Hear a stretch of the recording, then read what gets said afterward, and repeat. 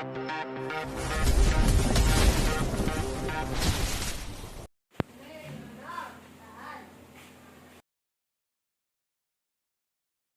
rilis cerita baru ya, semoga bisa menghibur. Istri kecil sang dokter. Bab 1. Dor, dor, dor, gubrak, gubrak, bruk. Suara tembakan mengenai sebuah mobil dan membuat mobil itu hilang kendali. Mobil tersebut pun berguling dan menabrak pembatas jalan dengan sangat keras hingga menimbulkan sebuah percikan api. Penyerangan tiba-tiba itu sungguh membuat orang yang ada di dalam mobil itu tidak bisa berbuat banyak. Duar. Mobil Rubicon berwarna hijau Army tersebut meledak. Beruntung orang yang ada di dalamnya dapat keluar dengan selamat meski terlatih. Beberapa bagian tubuhnya terluka lumayan parah dan darah segar masih terus mengalir dari kepalanya. Namun orang tersebut masih bisa berjalan menjauh dari mobil yang meledak. Dor, dor. Suara tembakan kembali terdengar. Sepertinya orang yang ingin mencelakai si pengendara mobil ini tahu kalau dia masih hidup. Heo, aku yakin kamu tidak akan bisa selamat, ucap seseorang. Oh, adalah wanita yang mobilnya meledak tadi. Oh, yang mempunyai nama asli Sivia terus bergerak. Tangan kirinya memegang pistol FN-57, karena tangan kanannya terluka lumayan parah. Namun menggunakan tangan kiri tidak mengurangi ketangkasannya melumpuhkan musuh. Dor, dor, dor. Adu tembak masih terjadi, Silia memejamkan matanya sejenak merasakan pergerakan musuh. Saat ia tahu lokasi musuhnya berada dia pun mengangkat pistolnya dan dor. Kena. Jangan pernah panggil aku kalau aku tidak bisa membekuk musuhku, gumamnya. Silia berhenti sejenak untuk mengambil nafas.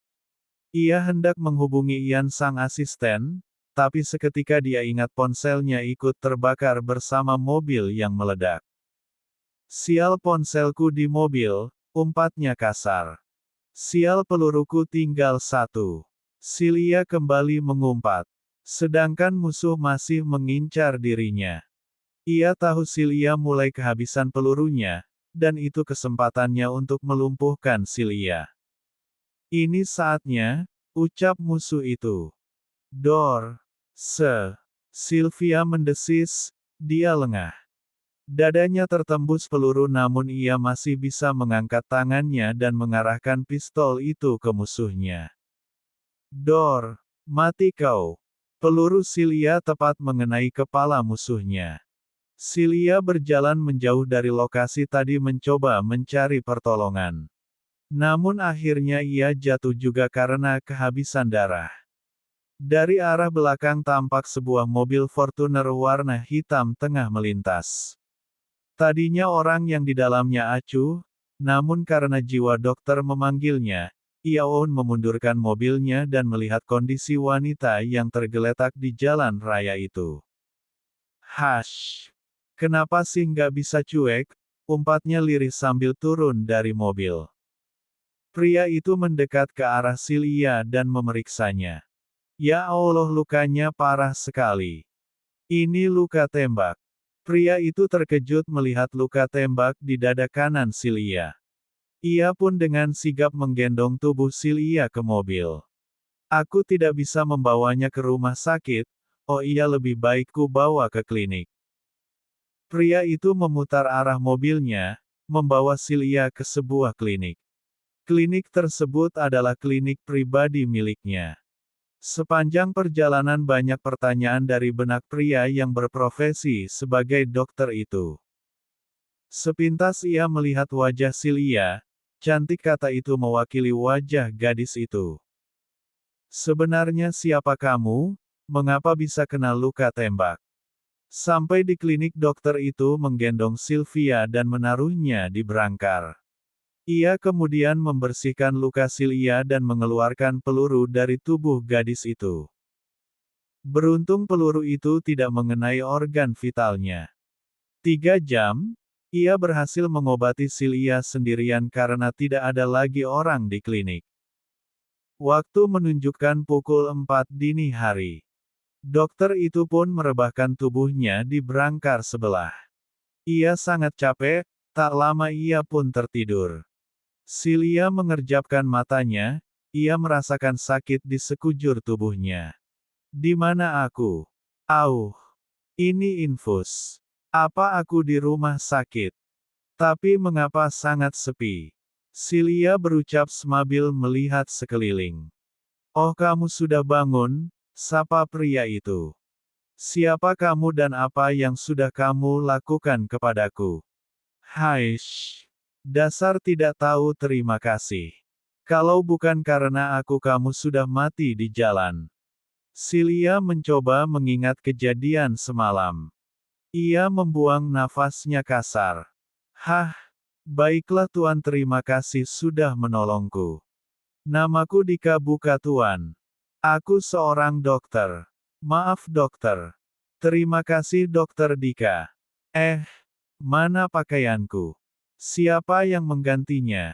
Silia terkejut melihat pakaian pasien di tubuhnya. Aku yang menggantinya. Apa? Kau yang menggantinya. Dasar dokter mesum. Wajah Silia memerah. Ia sangat malu. Haish, berisik. Tenang saja, aku tidak tertarik dengan tubuhmu yang rata. Ucap Dika acuh lalu pergi. Sialan dasar dokter mesum. Kamu pasti mengambil kesempatan. Rata kau bilang, enak saja. Ini namanya atletis. Silia menggerutu, ia sangat kesal tapi juga berterima kasih. Berkat dokter mesum itu nyawanya selamat. Ia tidak bisa membayangkan jika dokter itu tidak menolongnya. Mungkin hari ini adalah hari pemakamannya. Silia Bellona Linford, gadis berusia 25 tahun itu sepertinya harus merubah namanya untuk sementara waktu. Bukan hanya namanya tapi juga penampilannya untuk mencari tahu banyak hal. Aku harus menyembunyikan identitasku sementara waktu untuk mengetahui siapa pengkhianat di Wild Eagle. Lihat saja, jika aku menemukanmu maka aku akan mencincang abis kalian. Sepertinya aku harus memanfaatkan dokter mesum ini untuk mencapai tujuanku. Sorot mata gadis itu begitu tajam dan senyumannya begitu mengerikan. Bab 2. Markas Wild Eagle heboh atas berita tentang penyerangan tiba-tiba yang diterima oleh ketua mereka. Mereka tidak habis pikir kenapa bisa terjadi padahal pertemuan malam itu tidak ada yang mengetahuinya. Namun berita itu tidak sampai tersebar ke semua anggota, hanya orang-orang terdekat saja yang berhasil mengetahuinya. Sial, kenapa aku membiarkan Queen sendirian? Biasanya aku mengawalnya sampai rumahnya. Sesal Ian. Ian adalah orang kepercayaan Silia. Biasanya memang ia yang mengawal kemanapun Silia pergi. Namun malam itu tidak biasanya Silia menolak untuk dikawal. Sudah tidak perlu menyesali yang sudah terjadi, yang harus kita lakukan adalah menutup kabar ini. Jangan sampai musuh tahu tentang berita Owen diserang, bahkan Lita sampai kehilangan jejak keberadaannya, ucap Geoff si tangan kanan O. Semua orang di sana bungkam. Apa yang dikatakan Geoff memang benar. Terus besok yang ke perusahaan siapa dan bagaimana memberi alasan ketidakhadiran O. Kali ini Drake yang berbicara. Semua orang kembali bungkam, namun secepat kilat mereka menjatuhkan pandangannya ke arah Ian. Kenapa? Kenapa melihatku? Oh sialan, kalian menjebakku, umpat Ian. Sorry brother, tapi kamu yang selama ini di sampingnya jadi kamu paling paham soal perusahaan, ujar Geoff. Terus kalau semua orang mencari bagaimana? Aku harus bilang apa? Bilang saja tengah berlibur bersama keluarganya. Drake mengatakan sebuah ide. Oh baiklah. Kalian menang. Aku akan mulai bekerja besok. Lan akhirnya kalah. Semua orang terkekeh namun semenit kemudian mereka kembali murung. Sampai saat ini mereka belum mengetahui di mana keberadaan O. Tempat kejadian perkara sama sekali tidak meninggalkan jejak, bahkan sudah bersih. Seperti ada yang sengaja melakukannya agar tidak tercium polisi. Tapi kenapa TKP bersih gitu yak? Apa kalian tidak merasa aneh? Ucap Ian. Iya juga sih. Tapi kira-kira siapa orang di balik semua ini? Apakah Tiger Fangs? Drake mengira-ira. Jangan berprasangka dulu, fokus kita mencari 9 dan pastikan dia aman dulu. Usul Geoff. Apakah kita tidak minta tolong saja kepada Mersun? Dia pasti bisa tahu di mana O dengan cepat, lanjut Ian. Hao. Kau tahu sendiri Mersun hanya 0 yang bisa menghubunginya. Dia sangat anti dengan organisasi seperti ini. Tapi entah bagaimana O bisa berkomunikasi dengan dia, jawab Geoff. Mereka bertiga hanya bisa terus berusaha mencari dan menghubungi O, agar Wild Eagle tidak kehilangan sayapnya. Lan, Geoff, dan Drake pun menyebar orang dan membuat sandi-sandi khusus yang hanya diketahui oleh mereka. Mereka berharap jika O melihatnya maka O akan segera memberi mereka sinyal. Oh iya, aku tidak melihat Jeff, di mana dia? Lan bertanya. Kemarin dia diperintahkan O untuk mengecek gudang. Oh astaga, aku hampir lupa, besok jadwal pengiriman senjata ke negara Borga. Ini nama karangan ya gengs, ucap Drake. Dem, kau benar. Segera hubungi Jeff untuk menyiapkan barangnya. Besok aku dan Jeff yang akan mengirimnya. Ian, kau tetap pergi ke perusahaan dan Drake kau tetap di markas, takutnya O mengirim sinyal. Bagaimana, apakah kalian setuju? Tawar Geoff. Lan dan Drake mengangguk.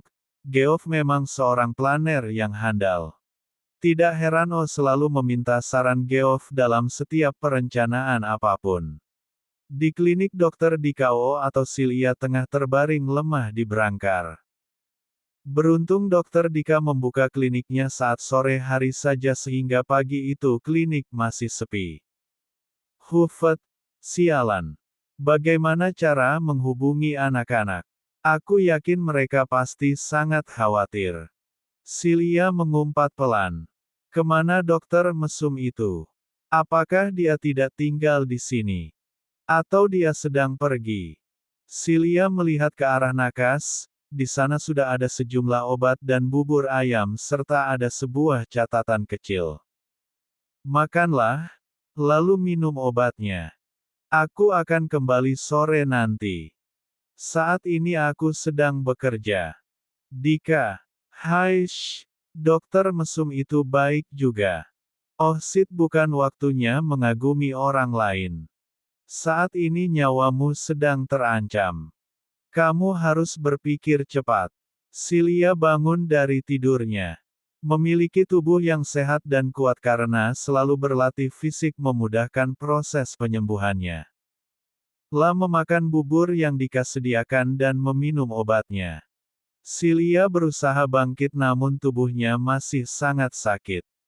Gadis cantik berambut coklat dan bola mata yang memiliki warna sama dengan rambutnya itu tetap terlihat cantik meski wajahnya pucat. Hai shh. Mommy dan Daddy pasti mencariku. Mereka selalu menganggapku anak kecil padahal aku ini sudah dewasa. Sylvia Bellona Linford, seorang CEO dari perusahaan Linford Transportation, jika di rumah hanyalah anak Mommy. Hai, mau ditaruh di mana mukaku jika para kolegaku tahu? Andaikan kamu di sini Zi, Mommy tidak akan memperlakukan aku seperti sekarang. Sylvia mengenang saudara kembarnya, Zion Austin Linford. Saudara kembar Sylvia yang memang sedari kecil memiliki fisik yang lemah dan membuat Sylvia menganggap dirinya sebagai kakak. Zion mempunyai penyakit jantung bawaan, sehingga kedua orang tuanya sangat ekstra dalam menjaganya, begitupun Sylvia. Zion terkadang merasa bersalah terhadap Silia karena perhatian kedua orang tuanya tercurah kepadanya. Namun Silia tidak merasa begitu.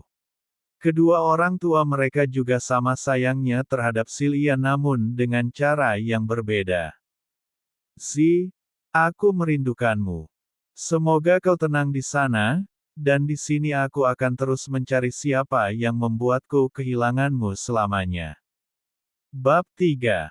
Radhika Tarafdwilaga, atau yang kerap disapa Dokter Dika adalah salah satu dokter yang bekerja di Rumah Sakit Mitra Harapan. Salah satu rumah sakit swasta terbaik di kota J. Usianya baru 27 tahun dan juga memiliki wajah yang tampan serta tinggi yang proporsional membuat banyak kaum hawa baik dokter ataupun perawat bahkan para pasien atau keluarga pasien begitu mengaguminya dan berlomba-lomba menarik perhatiannya. Di usianya yang masih muda tersebut Dr. Dika sudah menjadi dokter spesialis bedah umum berfokus pada kegawatan dan cedera traumatologi. Asal-usul keluarga yang tidak biasa menambah nilai plus Dr. Dika. Putra kedua dari keluarga Dwilaga itu menjadi sorotan setiap langkahnya di rumah sakit. Siapa yang tidak mengenal keluarga Dwilaga, keluarga yang memiliki yayasan pendidikan perguruan tinggi yang bernama Universitas Nusantara. Universitas Nusantara juga merupakan perguruan tinggi swasta yang paling banyak dijadikan favorit oleh para mahasiswa baru. Semua keluarga Dwilaga menjadi sorotan dari anak pertama hingga anak ketiga mempunyai keahlian masing-masing di bidangnya. Kecuali anak keempat. Anak keempat adalah seorang putri yang masih berstatus mahasiswa, namun entah mengapa banyak yang tidak mengetahui putri keempat dari keluarga Dwilaga tersebut. Namun mendekati Dokter Dika bukan perkara yang mudah. Dokter dengan julukan kulkas 12 pintu itu sangat dingin dan datar. Makanya saking dinginnya ia dijuluki Dokter Kulkas 12 Pintu. Dokter Dika hanya berperilaku ramah kepada pasiennya. Siang ini Dika berada di ruangannya setelah melakukan operasi sejak pagi tadi. Hufet. Membuang nafasnya, ia menyandarkan punggungnya di kursi sejenak untuk melepas lelah. Dika memejamkan matanya rasa lelah yang luar biasa berhasil membuatnya terlelap. Astagfirullah, gadis itu masih di klinik. Sendirian. Dika terbangun saat teringat Silia. Ia lupa meninggalkan gadis itu seorang diri tanpa makanan. Jika tadi pagi ia meninggalkan sarapan, siang ini dia lupa jika ia bekerja sampai malam. Hari ini jadwal operasinya sangat banyak. Aku tidak mungkin pulang ke klinik, sejam lagi akan ada operasi lagi. Hufet, oh iya pesan antar makanan saja. Ya hanya itu yang bisa dilakukan. Dika mengambil ponselnya dan memesan beberapa makanan untuk makan siang dan makan malam Silia. Sial aku lupa menanyakan siapa nama gadis itu. Ah biarkan saja pasti akan sampai. Dika kembali berbicara sendiri, entah biasanya dia tidak pernah seperhatian ini terhadap orang lain terlebih lagi wanita. Mungkin karena Silia adalah seorang pasien jadi Dika mengkhawatirkannya. Tok, tok, tok. Pintu ruangan Dika diketuk oleh seseorang. Dika mengernyitkan keningnya, ia merasa tidak punya janji temu dengan pasien dan juga operasi selanjutnya masih sekitar 45 menit lagi. Masuk, ucap Dika. Maaf dok, apakah dokter sudah makan siang? Saya mau mengajak dokter makan siang jika belum, ucap seorang wanita yang berpakaian dokter. Maaf dokter Tania, saya akan sholat duhur dulu baru makan siang. Oh begitu, baik dokter. Wanita yang bernama Tania itu pun kembali menutup pintu ruangan Dika. Ia begitu malu karena ajakannya ditolak lagi. Hufet, kapan sih dokter Dika mau menerima ajakanku? Gumam wanita itu. Di dalam ruangan Dika menggerutu, kenapa sih pada kurang kerjaan banget, yang ngajak makan lah yang ngajak pulang bareng lah, emang pada nggak ada kerjaan yang ngajak-ngajak orang.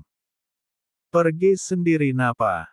Dika pun memasuki kamar mandi mengambil air wudhu lalu membentangkan sajadahnya, dia menyulap bagian dari ruangannya sebagai tempatnya untuk menunaikan ibadah sholat. Bukannya enggan untuk ke masjid RS tapi panggilan operasi yang terkadang bisa dadakan membuatnya harus selalu standby. Di kantin rumah sakit tampak seorang wanita cantik yang bernama Dr. Tania tengah kesal. Ia memanyunkan bibirnya. Kenapa kamu Tan? Aku lagi kesel Lis. Pasti ditolak sama si kulkas 12 pintu ya. Sialan kau Lis, temen lagi kesel malah diledekin. Tania, habisnya kamu. Udah tahu dokter Dika itu begitu dingin dan datar masih saja berusaha ngedeketin. Udahlah nyerah aja. Cari yang lain. Tuh dokter Andre udah siap nampung. Lisa mulutmu. Emangnya aku pengungsi? Wah kakak. Kedua dokter wanita itu berbincang selama makan. Dokter Tania sebenarnya adalah wanita yang cantik. Tinggi semampai dengan tubuh yang seksi dan rambut coklat bergelombang menjadikannya banyak dipuja dan dikejar oleh dokter-dokter muda di sana. Namun dia malah gencar mengejar dokter Dika yang terkenal dingin, datar, dan cuek itu. Healthy Clinic, tempat di mana 9 atau Silia berada. Di sana juga merupakan klinik pribadi milik dokter Dika. Silia merasa perutnya sangat lapar. Sialan, dokter mesum itu tidak memberiku makan siang ataupun meninggalkan uang. Dia hanya memberiku obat. Memangnya kalau minum obat Titka perlu makan? Dokter sialan. Kalau mau menolong itu sekalian jangan setengah-setengah. Dasar. Silia terus mengomel tiada henti. Ting tong. Elah siapa sih yang datang? Masuk aja, tidak dikunci. Di dalam hanya ada orang sakit tidak bisa berjalan keluar. Silia berteriak sekeras mungkin agar orang yang bertamu mendengar. Saya masuk ya mbak. Seorang pria masuk dengan jaket berwarna hijau, pria tersebut menyerahkan beberapa kantong makanan. Ini mbak, atas nama dokter Dika, disuruh memberikan kepada mbak-mbak yang sakit. Apa benar mbaknya yang sakit? Silia mendengus keras. Apa masnya tidak melihat kondisi saya, dan di sini cuma ada saya. Berarti saya benar yang sakit. Mas-mas kurir itu menggaruk tengkuknya yang tidak gatal. Tidak mau berlama-lama, ia pun menyerahkan makanan yang sudah dipesan kepada wanita sakit itu. Ini mbak, semuanya sudah dibayar oleh dokter Dika. Terima kasih. Baik juga tuh dokter Sum. Mas kurir itu pun berlalu, dan Silia membuka beberapa makanan lalu memakannya. Namun tiba-tiba ia berhenti.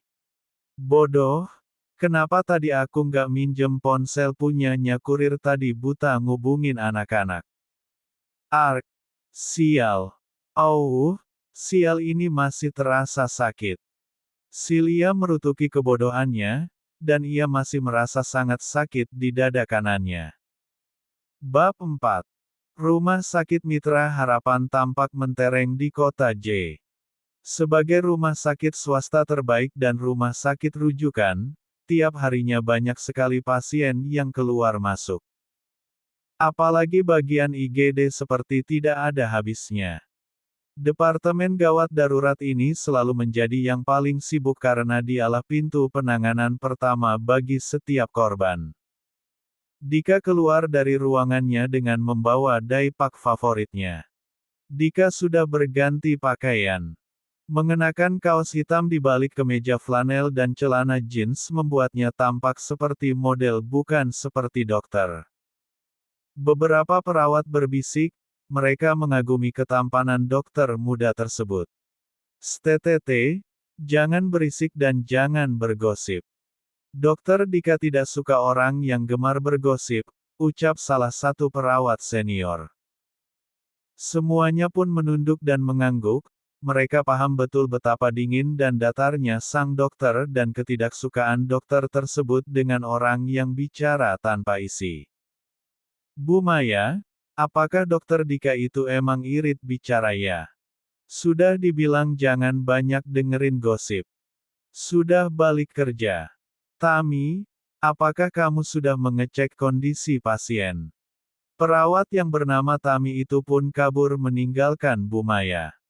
Bu Maya hanya menggeleng pelan menyaksikan kelakuan para juniornya. Dan tentang atasan mereka yakni Dokter Dika, Bu Maya hanya tersenyum kecil. Dia tahu betul siapa Dokter Dika ini karena Bu Maya sudah bekerja bersama Dokter Dika dari Dokter Dika masih menjadi residen dan sekarang dia sudah menjadi spesialis. Dika keluar dari rumah sakit lalu mengendarai motor sport favoritnya. Dika memang lebih memilih mengendarai motor ketimbang mobil. Baginya itu lebih praktis apalagi kalau ada keadaan darurat yang harus segera mendapatkan penanganannya. Cheat. Broom. Dika sampai di Healthy Clinic. Klinik yang dia buat ini sebenarnya bersebelahan atau tepatnya satu tempat dengan rumah miliknya.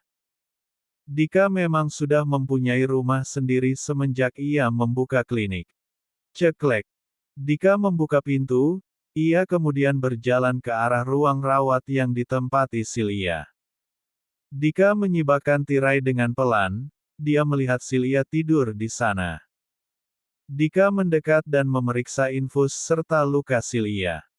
Ia kembali menyuntikkan obat di infus Silia lalu menggantikan perban di beberapa luka terutama dada kanan Silia. Entah karena pengaruh obat atau memang sudah terlelap tidur Silia sama sekali tidak menyadari kehadiran Dika. Namun itu malah membuat Dika tersenyum, karena dengan begitu berarti dia tidak akan dengarkan ocehan gadis itu. Dika kembali ke kamarnya untuk merebahkan diri. Jam menunjukkan pukul 12 malam, ia sangat lelah dan akhirnya tertidur. Dan ternyata gantian Silia yang terjaga, ia merasa sangat haus. Silia berusaha meraih gelas yang berada di nakas samping tempat tidurnya. Perang! Bukannya berhasil Silia malah membuat gelas itu pecah berhamburan. Brongsek! Kenapa sih gitu aja nggak bisa? Sialan! Luka sialan, Ark! Silia berteriak frustasi. Luka di dada kanannya membuat lengannya tidak bisa bergerak bebas. Dika yang mendengar gelas pecah pun terbangun lalu berjalan menuju kliniknya. "Kenapa sih berisik banget?" ucap Dika kepada Silia. Silia hanya diam, wajahnya ditekuk kesal. Dika menuju dapur lalu mengambilkan Silia minum. Ia menyodorkan di depan Silia.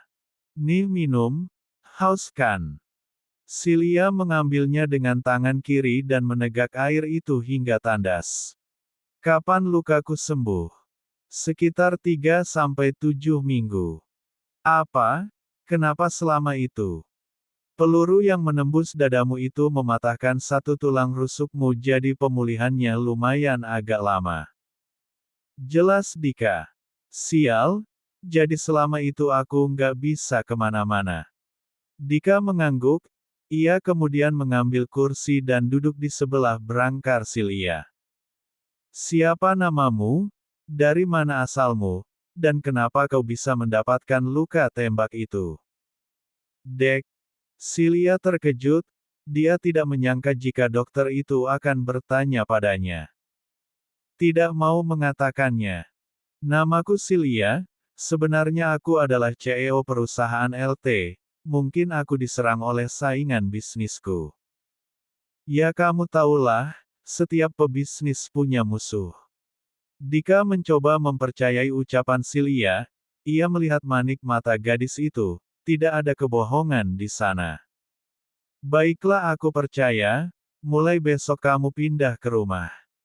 Di sana ada 3 kamar, yang satu kamarku jadi kamu bisa memilih dua di antaranya. Kenapa aku harus pindah? Besok adalah jadwal buka klinik. Aku tidak mau banyak pertanyaan karena adanya kamu. Silia mendengus. Ia pikir si dokter ini perhatian dan kasihan karena dia sendirian di klinik tidak tahunya karena takut jadi bahan pertanyaan para pasien. Ya baiklah. Terus kapan aku harus pindah?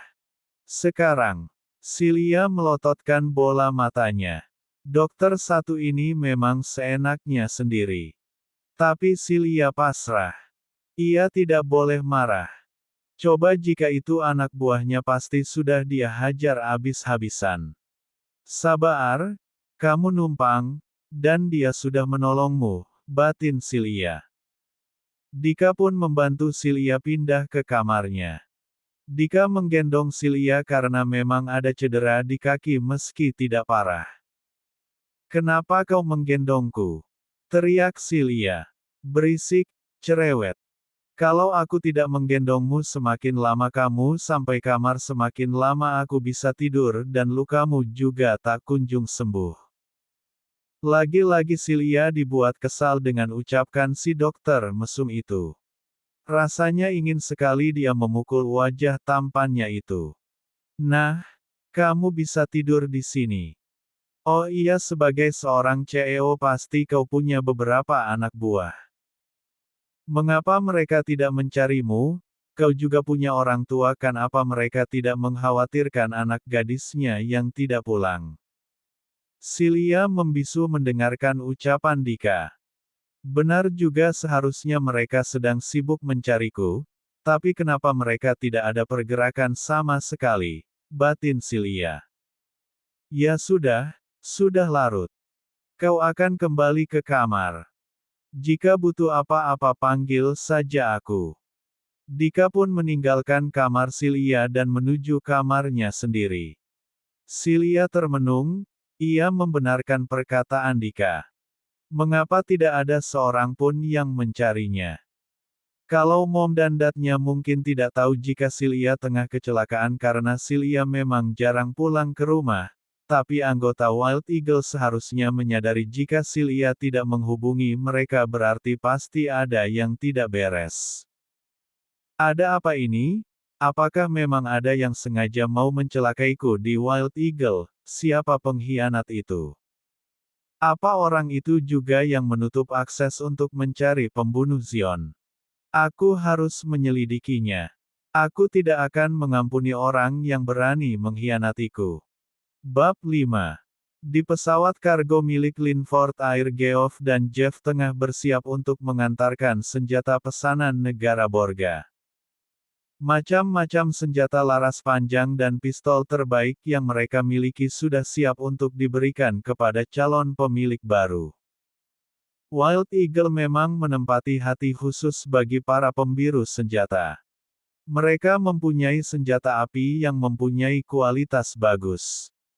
Jadi tidak heran meski memiliki harga lebih tinggi tapi para pemesan tidak segan untuk membeli kepada mereka bahkan mereka selalu menerima berapapun harganya tanpa adanya penawaran.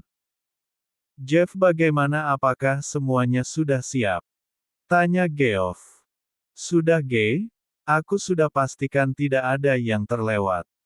Semua barang sudah sesuai dengan pesanan kepala negara Borga itu.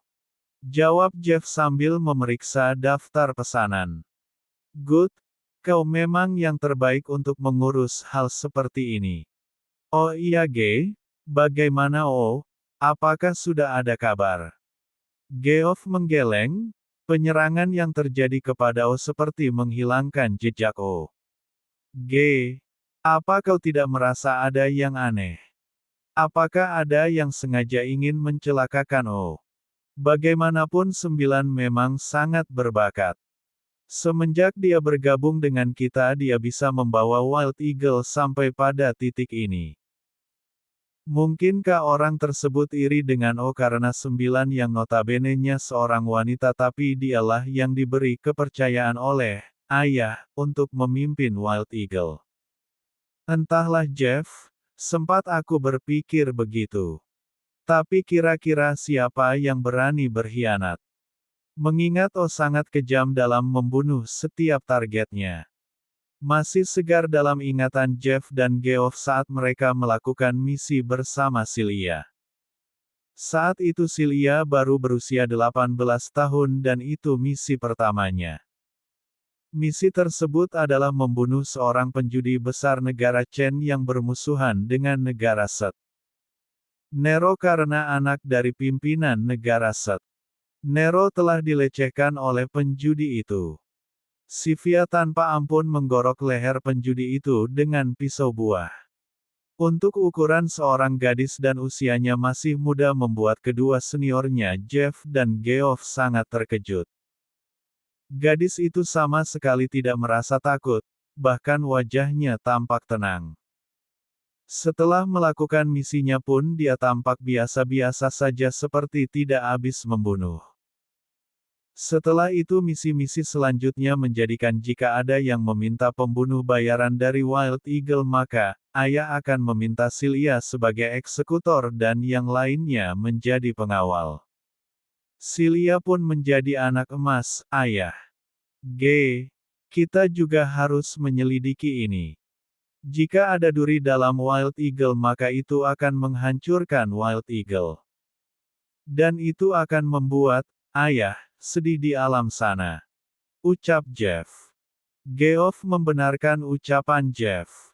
Mereka memang harus mencari dalang di balik penyerangan yang membuat Celia hilang jejak. Jika saja, ayah, mereka masih ada pasti akan sangat murka mengetahui anak kesayangannya hilang tanpa jejak setelah diserang. Sementara itu Ian yang berada di perusahaan tampak kewalahan menghadapi pertanyaan para dewan direksi mengenai keberadaan Celia. Pasalnya banyak hal yang harus mendapat persetujuan Celia seperti pengadaan bus dan pesawat baru lagi karena meningkatnya jumlah pengguna. Lan benar-benar dibuat pusing dengan tingkah semua orang di perusahaan. Ya Tuhan, lebih baik aku disuruh untuk membunuh kawanan bajak laut daripada disuruh mengurusi perusahaan begini. Apa kabarnya Oh yang tiap hari berhadapan dengan mereka? Mana mereka semua cerewet, minta dinomor satukan. Memangnya hanya urusan mereka saja yang penting. Ya Tuhan Oh kembalilah secepatnya. Sungguh aku tidak sanggup. Lan menggerutu, ia menelungkupkan kepalanya di meja Celia yang sekarang ia duduki. Tok, tok, tok. Siapa lagi? Masuk. Ian setengah berteriak karena kesal. Maaf asisten Ian, ada perwakilan dari JD Cole ingin membicarakan kerjasama mengenai kapal kargo untuk pengiriman ekspor barang mereka. Ucap Lila sekretaris Celia. Oh God, apakah tidak bisa dipending saat Sylvia pulang nanti? Bilang saja Celia sedang tidak ada. Keluh Ian. Maaf asisten Ian, saya tidak berani. Ini proyek bernilai triliunan karena merupakan proyek jangka panjang. Hufet. Ya sudah kalau begitu. Urusan cuan memang tidak boleh dipending. Lan pun mau tidak mau keluar menemui orang JD Cole tersebut diikuti Lila sang sekretaris dari belakang. Lila sudah terbiasa bekerja cepat dengan Celia. Dan Celia juga sudah banyak memberi pesan bagaimana harus menghadapi Ian jika dia sedang tidak ada di tempat. Lain di pesawat dan perusahaan lain pula di markas Wild Eagle. Drake tengah menjadi kendali pusat. Selain memantau setiap pergerakan dari para anggota Wild Eagle, Drake juga menjadi tumpuan bagi teman-temannya yang lain untuk mendapatkan informasi tentang O. Drake merasa ada yang aneh, sudah 2 hari tapi nol sama sekali belum tampak tanda-tandanya ada di mana. Drone yang diterbangkan olehnya pun belum menangkap sinyal apapun mengenai keberadaan 09. Ada yang aneh di sini. Mengapa sama sekali tidak kelihatan tanda-tanda keberadaan 0? Drake benar-benar kebingungan, serasa ada yang tidak beres. Pasalnya di setiap tubuh anggota Wild Eagle telah dipasangi sebuah chip. Chip tersebut ditanam di tubuh mereka saat pertama kali mereka bergabung. Seandainya tidak terdeteksi oleh alat pelacak, drone yang diterbangkan memiliki penangkap sinyal yang sudah disinkronkan dengan setiap tubuh anggota Wild Eagle dan ini juga belum memperlihatkan hasil. Drake sungguh bingung, ia merasa tidak ada titik terang tentang keberadaan O.